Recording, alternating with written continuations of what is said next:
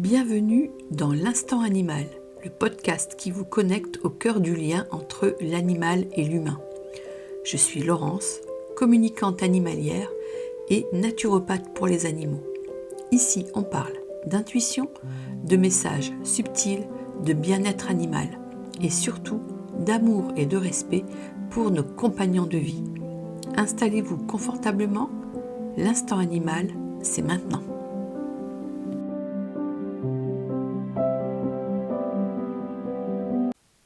Tu sais, on n'adopte pas un animal par hasard. Parfois, on dit que c'est pour combler un vide, pour offrir une présence à nos enfants, pour se sentir moins seul, ou encore pour répondre à ce rêve d'enfant qu'on n'a jamais pu vivre parce que nos parents ne voulaient pas avoir d'animal chez nous. Mais au fond, souvent, on adopte un animal parce qu'on a besoin de lien. On a besoin de contact, on a besoin de douceur, on a besoin d'amour sans condition. C'est un peu comme un doudou vivant qui respire, qui sent bon le soleil, qui pose sa tête sur nos genoux, qui nous regarde avec des yeux qui ne nous jugent jamais. Et c'est ok. C'est même humain en fait. Et puis on traverse tous des moments dans notre vie où on a besoin d'être aimé, sans mots, sans attente. Et c'est ce que les animaux nous offrent. Mais voilà, cet amour, il vient avec une immense responsabilité. Parce que l'animal qu'on adopte, lui, il nous a rien demandé. Même si je suis bien d'accord, il arrive toujours dans nos vies et c'est jamais par hasard. Il nous donne tout. Il nous donne son temps. Il nous donne son corps, dans la mesure où on est responsable de lui et de sa santé. Il nous offre son regard et sa confiance. Et il attend juste qu'on soit là, qu'on le respecte et qu'on l'écoute. Alors aujourd'hui, on va parler de quelque chose qui est vraiment difficile. C'est sûrement le moment le plus difficile de cette relation. C'est celui où il s'en va. Parce que perdre un animal, c'est pas juste perdre un chat ou juste perdre un chien ou juste perdre un cheval ou un lapin ou une souris ou un oiseau. C'est perdre une part de soi. On perd un compagnon de route. Parfois, on perd un pilier. Et souvent, c'est un confident silencieux. C'est de ce deuil-là dont je vais te parler aujourd'hui, avec tout mon cœur. Avec mes tripes, parce que j'en ai vécu aussi des moments difficiles. Et puis avec tout ce que m'a appris la communication animale au fil de ces années.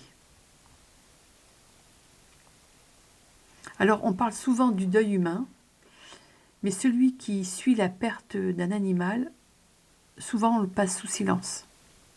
Pourtant, c'est un vrai choc. C'est une vraie déchirure et je peux te dire que pour communiquer avec énormément de personnes qui ont perdu leur animal, c'est une vraie souffrance. C'est une vraie peine. Parce que le lien qu'on a avec nos animaux, c'est un lien unique. C'est silencieux, c'est intense, c'est précieux et c'est inconditionnel. C'est un petit peu comme le lien qu'on a avec nos enfants. Alors aujourd'hui, moi j'ai envie de t'accompagner un petit peu dans ce chemin de deuil. Je vais te parler des étapes, de ce que tu peux ressentir, de ce que tu peux mettre en place aussi pour t'aider. Et puis je vais te montrer à quel point la communication animale peut devenir un soutien vraiment dans ce passage difficile. Parce que je le vis au quotidien. Ce podcast, tu le sais, c'est aussi une main tendue. Alors peut-être que tu viens de perdre ton animal. Peut-être que c'était il y a longtemps et que la douleur, elle est toujours là. Peut-être aussi que tu accompagnes quelqu'un dans cette épreuve. Allez, installe-toi, respire et puis on va cheminer ensemble. Aujourd'hui, en France, on compte plus de 80 millions d'animaux de compagnie, près de 15 millions de chats, environ 7,5 millions de chiens, des milliers de chevaux et des nacs, les fameux nouveaux animaux de compagnie, donc les petits lapins, les petites souris. Et puis il y a même des animaux de ferme, que certaines familles accueillent avec beaucoup d'amour. Alors ça, c'est par hasard. Les animaux, ils partagent notre quotidien, ils nous accueillent sans jugement, ils nous aiment sans condition, ils vont ressentir nos humeurs, et souvent, parce que vous me le dites et parce que j'ai pu l'observer, moi aussi dans mon quotidien, eh bien, ils sont nos confidents silencieux, ils absorbent énormément de ce que l'on vit. On le dit, hein, les animaux sont des éponges. Et pour vous donner un petit souvenir que j'ai comme ça qui me vient, c'est d'une personne que j'avais accompagnée, dont le chat restait au pied de son lit pendant toutes les crises d'angoisse qu'elle pouvait avoir. Lui, il savait, il restait là. Et c'est lui qui tenait la température émotionnelle de la maison. Alors quand ce lien se brise, ben c'est un monde qui s'écroule. J'exagère pas, hein. C'est vraiment la réalité d'un deuil affectif qui est très très profond. La communication animale, elle va honorer ce lien et elle va permettre d'aller au-delà du visible. Ça va vraiment créer un pont entre toi et ton animal, même quand il a quitté son corps. Alors tu traverses peut-être certaines étapes de ce deuil en ce moment, ou alors tu les as connues. Il y a plusieurs étapes, et ce que je veux que tu comprennes, c'est que c'est pas linéaire. Les étapes que je vais pouvoir te décrire là, c'est des étapes que l'on vit quand on perd un être cher, et il n'y a pas j'arrive pas à le dire. Bon, c'est pas grave, c'est pas linéaire en fait. C'est-à-dire que parfois ça peut durer longtemps, parfois il y a des retours en arrière, et c'est comme ça. La première étape, c'est le choc, c'est la sidération. C'est le moment où en fait tout s'arrête. T'y crois pas. Ton cerveau, il refuse d'intégrer cette réalité-là, parce que c'est un vrai choc. Moi, quand j'ai perdu Orlando, alors Orlando, je vous en ai encore jamais parlé, parce que il n'est pas resté longtemps dans ma vie, et puis là j'y pense.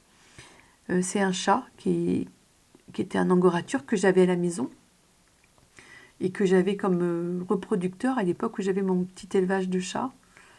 Et Orlando, il était absolument génial. Ce chat, c'était vraiment un amour de chat. Et en fait, c'est un chat, il a vécu 1 année. Il s'est trouvé en fait qu'il a eu un matin. Je vais vous raconter un petit peu ça, plutôt dans l'histoire, un peu comment ça s'est passé. Donc ce chat était à la maison. Et un matin, je me lève et je le vois, il dort. Donc comme tous les chats dorment. Sauf que je sens qu'il y a un truc qui ne va pas. Et je me dis, il y a un truc qui ne va pas. Et du coup, bon, ma Béto, à chaque fois que je l'appelais, elle savait très bien que c'était pas de la bobologie. Quand je ressentais qu'il y avait un truc qui allait pas, c'est qu'il y a un truc qui allait pas.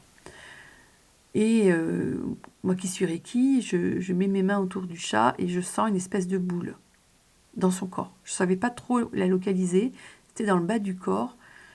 Et j'emmène le chat chez la Béto en lui disant, écoute, il va pas bien et je sens une boule. Elle me dit non, mais c'est rien, t'inquiète pas, il a dû se faire piquer, peut-être par un moustique, peut-être que c'est une réaction, etc. Et elle a fait venir quelqu'un qui venait ce jour-là pour passer une échographie du chat. Et en fait, elle m'a téléphoné, elle m'a dit, ben écoute, le chat, il a la rate qui est grosse comme un chien de 25 kilos. Et ça, moi, je ne savais pas ce que ça voulait dire à l'époque. Et elle me dit, non, mais c'est énorme, j'ai jamais vu ça chez un chat.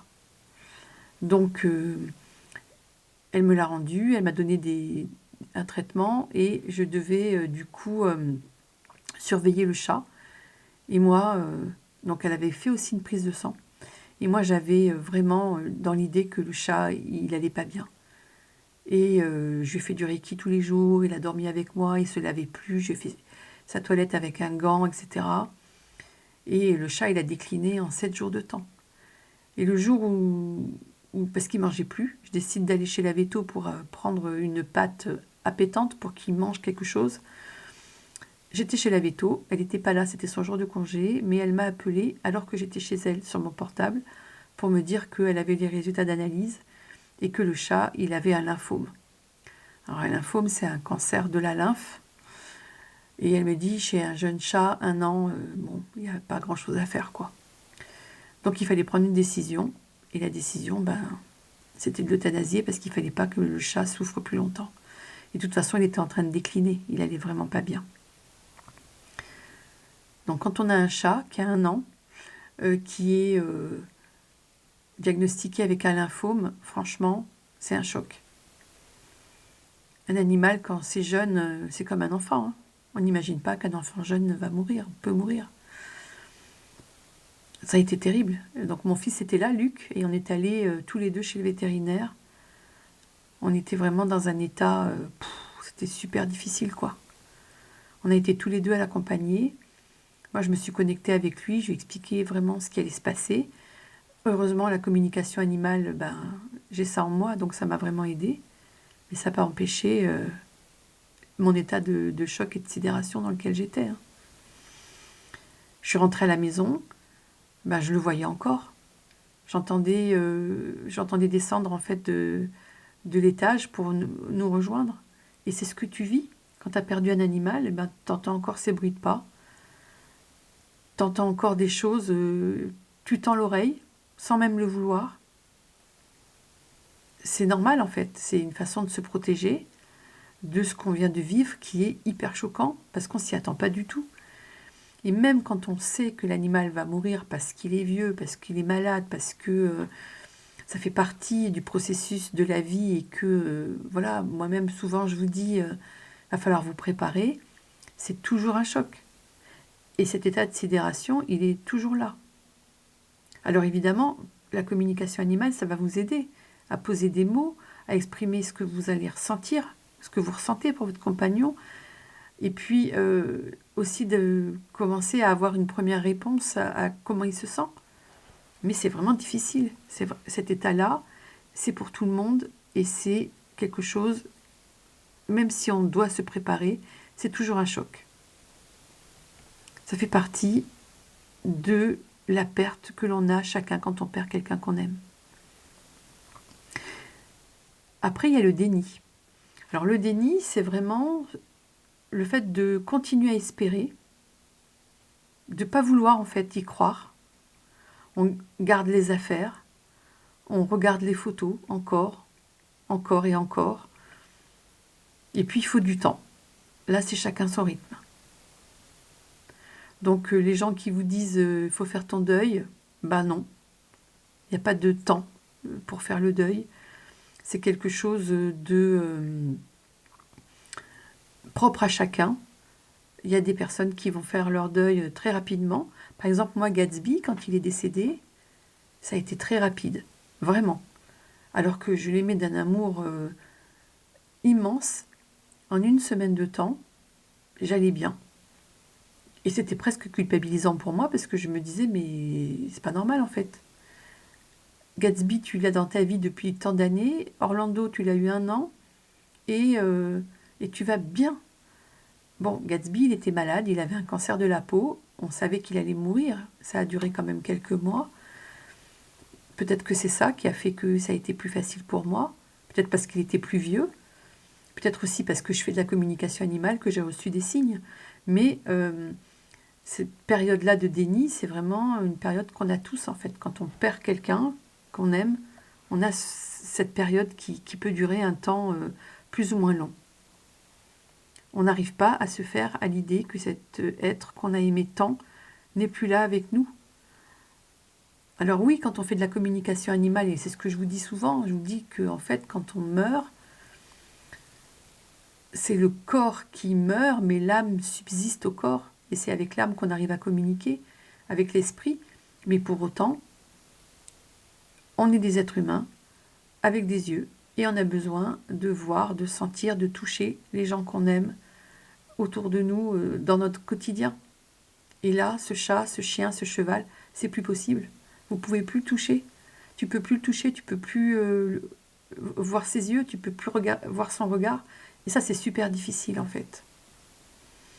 Et puis après, et peut-être même en même temps, vient la colère. Alors on est en colère contre les circonstances, on peut être en colère contre soi-même, avec la culpabilité qui va avec, contre le vétérinaire, contre la maladie. On peut aussi être en colère contre la voiture, contre le vélo, contre l'être humain qui est passé par là. Euh, c'est normal en fait, bien sûr. Ça va vraiment permettre d'évacuer une part de la douleur. Mais, et puis elle est salutaire cette colère-là, elle permet vraiment de montrer qu'on est toujours en vie, nous aussi. Ton animal, lui, dans l'invisible, il n'est pas en colère. Il garde aucune rancœur, il comprend. Lui, il aime, il pardonne, il console, il est là pour ça, et il est là avec toi jusqu'à ce que tu n'en aies plus besoin en fait. Mais cette colère-là, c'est quelque chose d'indescriptible. On peut même en venir à casser des objets, à être vraiment dans un état complètement irrationnel, complètement irraisonné, avec les gens qui sont autour de nous, avec les circonstances. Moi, je me rappelle très bien d'un chien pour lequel j'ai communiqué, alors qu'il était décédé plusieurs fois. Le monsieur habite en Corse, et ce chien, il était mort d'une maladie.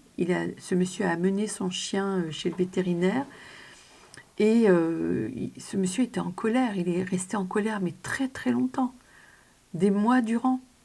Il en voulait au vétérinaire de ne pas avoir pu sauver son chien. Sauf que il n'y avait rien à faire.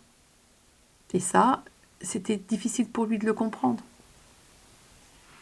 Après, on a la culpabilité. J'aurais dû faire autrement. Je ne l'ai pas vu venir.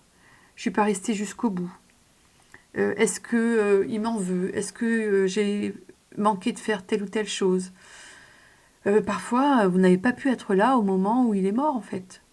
Vous auriez voulu pouvoir l'accompagner jusqu'au bout chez le vétérinaire, mais ça n'a pas été possible. Et ça, c'est terrible. Il y a un poids de la culpabilité par rapport à ça qui est terrible. Parfois, vous vous êtes mis dans un état de stress tel que vous n'avez pas pu être auprès de lui, ou vous avez délégué à quelqu'un, et vous vous en voulez vraiment terriblement. Et ça, c'est terrible. Mais c'est un poison. Et ce que je veux vous dire, c'est que les animaux, quand on fait une communication animale post-mortem, ils le disent clairement. En fait, tu as fait du mieux que tu pouvais, et je te remercie, et je le sais, et je suis là, et je t'aime. Et ça, c'est super puissant. Et c'est souvent tellement bouleversant, en fait, quand on entend ça, quand on reçoit ça. Et aussi, ça vous soulage énormément de cette culpabilité que vous avez en vous, qui vous ronge. Et quand je communique avec vous, parfois, après des années, après la mort d'un animal, ça arrive que vous veniez me voir, votre animal est mort depuis 10 ans, vous ne saviez pas qu'on pouvait faire une communication animale après la mort d'un animal, et cette culpabilité que vous avez toujours, le fait de pouvoir faire cette communication, souvent ça aide vraiment à libérer, parce que l'animal était là, il a bien vu que vous étiez là, il a bien senti que vous l'aimiez, et que vous l'aimez toujours en fait. Et c'est ça qui compte. Et puis il y a une tristesse profonde. Et cette tristesse-là, c'est celle-là qui est souvent la plus dure aussi pour les gens qui vous entourent. C'est une tristesse, c'est une dépression. C'est une tristesse qui est sourde, qui dure. Parfois tu crois que tu vas mieux, et puis tu vois une photo. Il y a une odeur. Il y a une habitude là qui arrive à un endroit où tu vas, où tu avais l'habitude d'aller. Et bien ça te replonge. Ça te replonge dans l'abîme. C'est terrible parce que ça peut durer vraiment très très longtemps. C'est une véritable dépression. Et ça, c'est pas compris. C'est pas compris parce que c'est un animal et que les gens... Alors déjà, quand c'est un être humain, c'est déjà compliqué parce que les gens autour de nous, ils sont d'accord pour qu'on soit triste, etc. Mais ça doit durer un temps. Au bout d'un moment, c'est plus possible en fait. On doit avoir fait le deuil. Et ça, je trouve ça terrible.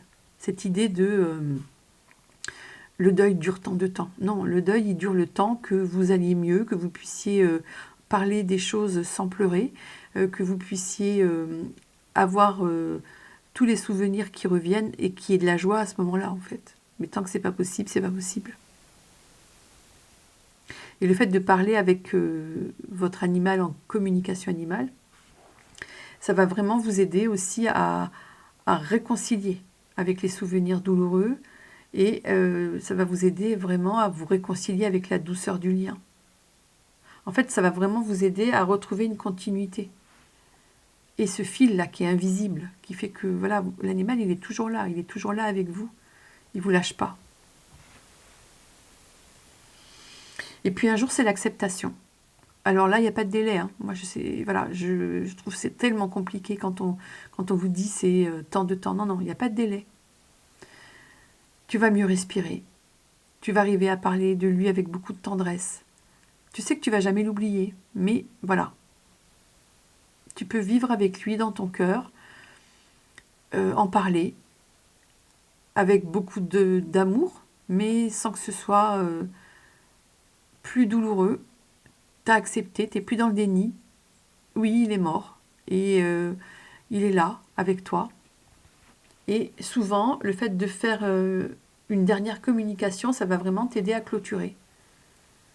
Parce que l'animal, lui, va te dire que tu peux continuer à vivre. Tu peux même avoir un autre animal parce qu'en fait, ce qu'il veut, lui, c'est que tu sois heureux ou heureuse. Et il va te dire qu'il est là, autrement. Et de toute façon, souvent, tu le sens. Tu le sens quand il est là. Parce que tu as déjà ressenti des choses, tu as déjà peut-être même eu des rêves avec ton animal qui venait te parler. Tu as peut-être senti sa présence. Au-delà de cette période de déni, mais tu peux voilà, être dans des choses de cette nature-là qui te permettent enfin d'aller mieux. Et malheureusement, le deuil animalier, il est souvent minimisé. Alors on entend des choses vraiment très blessantes, hein, comme, ça tu le sais, hein, c'était qu'un chien, bon, t'en reprendras un autre. Enfin, c'est pas comme si c'était un enfant. C'est des mots, des phrases que t'entends. Sauf que pour toi, c'était un enfant. C'était un membre de ta famille. C'est des phrases qui font mal, en fait. Parce qu'elles vont nier l'intensité du lien. Et c'est comme si, en fait, on ne comprenait pas que cet animal, c'est un membre de ta famille. Et ça, c'est terrible. C'est terrible parce qu'en plus, tu vas pas toujours arriver à pouvoir dire aux personnes, non, des fois, tu n'y arrives pas. T'écoutes ça, ça te culpabilise encore plus. Tu es dans la peine, mais tu peux pas en parler. Et c'est là que, voilà, que moi, j'interviens. Parce que vraiment, en communication animale, on va vraiment déconstruire ce tabou-là. On va pouvoir rendre visible, en fait, ce qui ne se voit pas. Et on va rétablir vraiment la valeur du lien.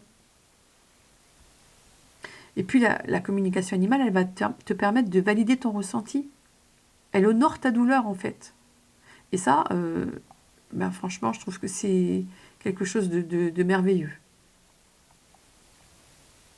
Comment est-ce que tu peux faire pour vivre ton deuil du mieux possible, si on peut dire du mieux possible? Déjà, il faut que tu te dises que tu n'es pas seul et que tu as le droit d'être soutenu. Moi, je vais te donner ici quelques pistes vraiment pour t'aider à cheminer dans cette période de deuil. Si tu es en deuil actuellement ou si jamais, voilà, tu viens écouter cet épisode à un moment donné où tu es dans le deuil. Exprime ce que tu ressens. Écris. Parle à quelqu'un de confiance et crée un espace de mémoire.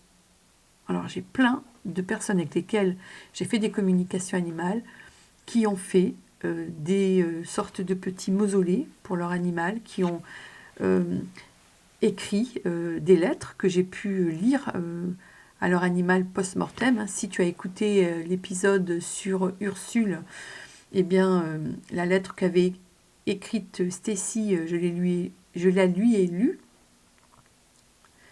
Et le fait d'écrire, le fait de pouvoir faire ça, c'est déjà quelque chose qui va beaucoup te permettre de t'aider. Moi, je propose à toutes les personnes qui viennent vers moi de créer un rituel. D'allumer une bougie tous les jours, au moins pendant 21 jours dans l'idéal, et plus si besoin. De profiter de cette bougie allumée pour dire quelque chose. Alors ça peut être une prière si tu es croyant, mais tu n'es pas obligé de dire une prière si tu n'es pas croyant, mais peut-être de lui dire quelque chose, de lui envoyer des messages, de faire une cérémonie, d'avoir des photos, voilà. Tout ça, ce sont des choses dans le rituel qui vont être importants. Et quand je communique avec les animaux, j'ai souvent cette information. Pour les personnes qui font ce rituel-là, j'ai l'information et je vous le dis. Et je vous dis, voilà, j'ai vu de la lumière, j'ai entendu des messages. Alors, j'ai pas la teneur des messages, mais l'animal a reçu, en fait. Et il reçoit, en fait, l'énergie que vous mettez dans votre message d'amour. Et ça, ben, c'est génial, en fait. Ça permet vraiment, pour vous aussi, quand vous faites une com, d'avoir l'information que votre message est bien passé. Et puis, offre-toi du temps. Offre-toi du temps pour pleurer. Offre-toi du temps pour ne rien faire. Offre-toi du temps pour être triste. Tu viens de perdre un être que tu aimais de tout ton cœur. C'est triste. Ça fait pleurer. Et on peut être déprimé. Et c'est autorisé en fait. Autorise-le toi. Entoure-toi de personnes bienveillantes qui ne vont pas te juger. Ça, c'est super important. Des gens qui connaissent ce que c'est que le lien à l'animal. Des gens qui t'aiment et qui ne te jugeront pas. Et je ne dis pas que les gens qui disent ce n'est qu'un animal, etc., ils ne t'aiment pas. C'est juste qu'ils ne comprennent pas tout. Et puis, si tu en ressens le besoin, eh bien, tu peux consulter un professionnel du deuil animalier, un accompagnant spécialisé en fait, comme le sont ceux qui font de la communication animale avec les animaux défunts. En fait, moi j'ai beaucoup de personnes que j'ai accompagnées après le départ de leurs animaux et qui m'ont confié que cette communication, ça les avait beaucoup aidés. Et ça avait vraiment été un déclencheur pour leur apaisement. C'est très très fréquent que j'ai cette information, que les gens me disent ça. Mais pourquoi? Parce qu'en fait, l'échange, il continue. Parce qu'en fait, elles ont entendu leur animal leur dire merci, tout simplement. Parce que quand un animal est décédé, je le disais tout à l'heure, c'est l'aspect physique, en fait, qui n'est plus là. Mais l'âme, elle survit. Elle survit au corps, à la conscience. Et donc, du coup, le fait de pouvoir avoir cette communication, ça aide vraiment beaucoup à avancer, en fait, dans ce chemin du deuil. Et là, j'ai envie de faire un petit focus à toi, si tu m'écoutes, qui ne comprends pas la douleur du deuil animalier.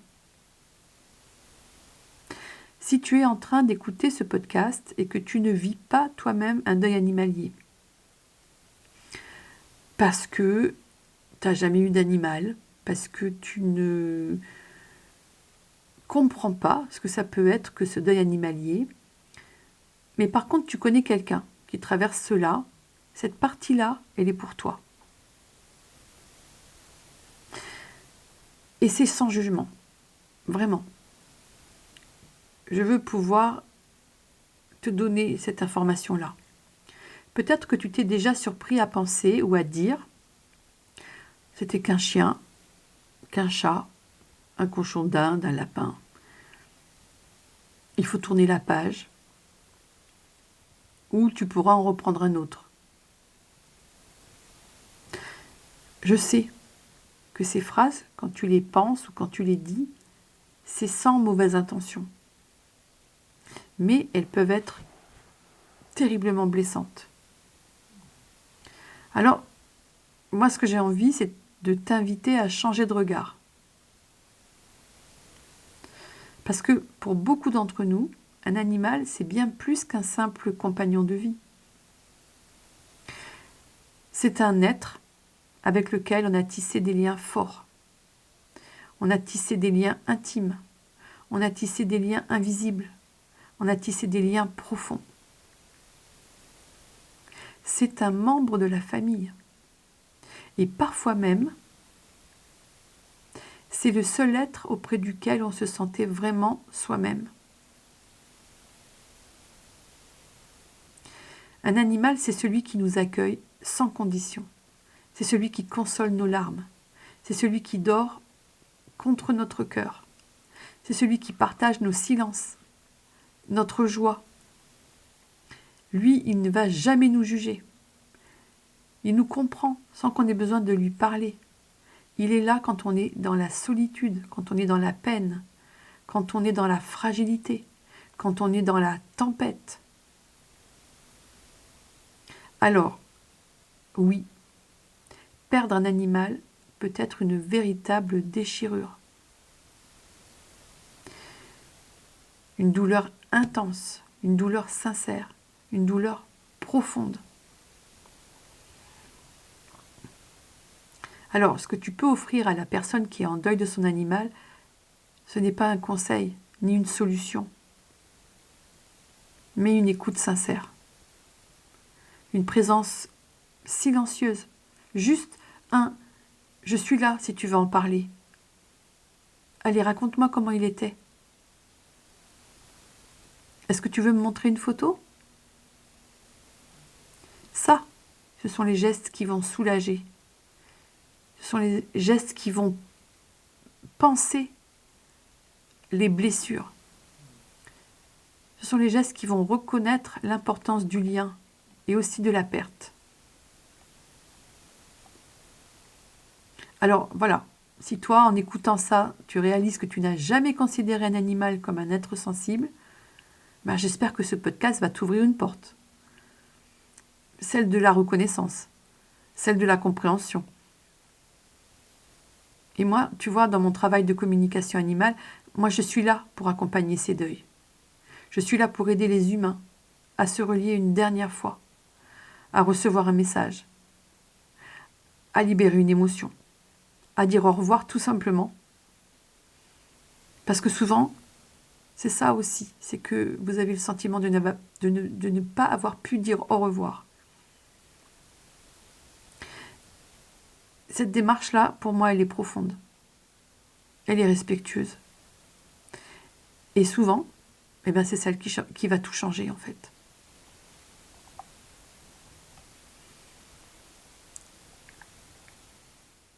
Merci d'avoir partagé cet instant animal avec moi.